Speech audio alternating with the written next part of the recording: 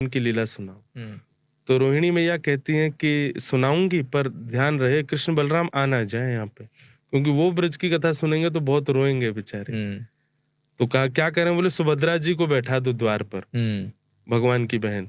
और हुँ, तुम नज़र रखना कि कृष्ण बलराम आ रहे हों तो हमको इशारा कर देना, हम हुँ, कथा रोक हुँ, देंगे। हुँ, हुँ,